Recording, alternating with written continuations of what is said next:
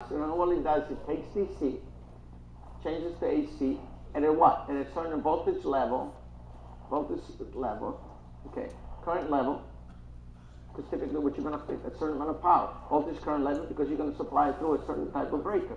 So therefore you have, and frequency. It matches the utility company's voltage and current, so this way you can feed. Now, what condition will make you to sell it versus consume it?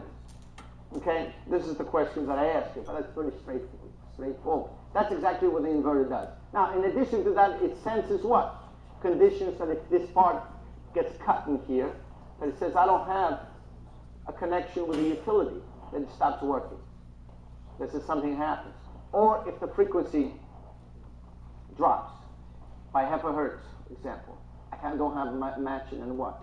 That was my point. If the utility stops, then can the critical load be relied on the solar power?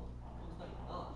Well, if this is a bimodal type of system, okay, the interactive heating here shuts off this part of it, okay, shuts off this part, and it supplies through the battery, okay, through the array. The flows go through array, so you can put a set from critical loads. For example, you have a refrigerator. If you have a hospital, for example, this critical load now, you have to make sure that that your batteries in here sized enough for so many ampere hours to provide you for this type of load. You can put the critical load panel only if you have a battery. Without the battery, it's not. That's right. If you don't have, Right. yeah, well, unless you have a sun all the time, so this area, the amount of rearray here produces enough power continuously, because that's an instantaneous value. Guys, take it easy. Instantaneous, but that is sufficient enough to do that. But it's really not enough. So you're charging power. Remember, for example, just picture it from the very fundamental point of view, that if you have a 3 kW system, how much you have? 3 kW is what? How many amps? 240 volts, what is it? 10 amps? 12 amps.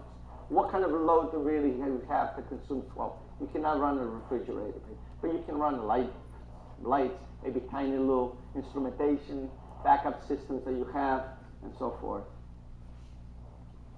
So typically what you do, you would charge a lot of batteries up there. So you have battery banks that you would charge, and this system in here would take the DC, change it to AC. This is a simplistic diagram for an application. Of course, you can tie up in here, you may have a backup generator, for example, tied up, or wind thing, supplement for that. And when you, yes? You said before that when the power goes down from the utility, that the inverter shuts off. Yeah. So how is that an inverter?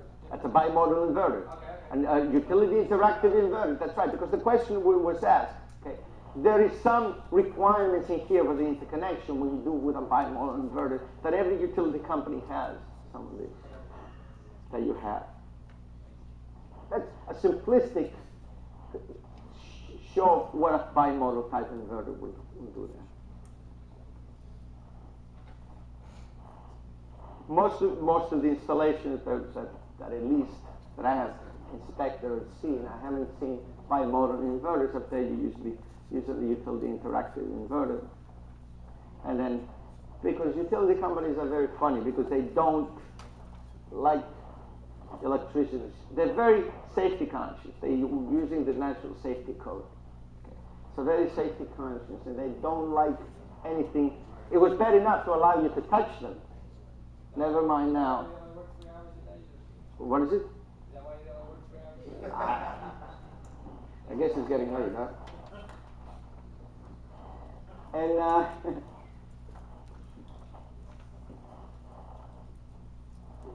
and then you have a hybrid system that usually includes an energy source that is what, more than an array, okay?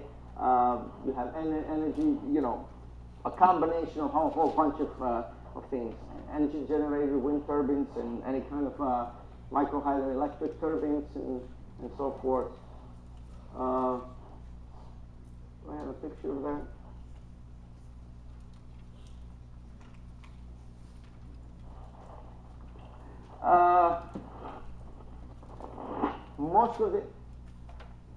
Most of the modern inverters now allow you to have interconnection to integrate multiple energy sources. It's got to pay for them, but it might have within the inverter itself to allow you to interconnect. So you have, for example, an inverter here that actually allows you to obviously interconnect the array, and then you can connect the a wind type of a system or a power generator and so forth. And the code, and the natural electrical code, allows you this capability to have a system with multiple energy sources, alternate energy sources interconnected for that.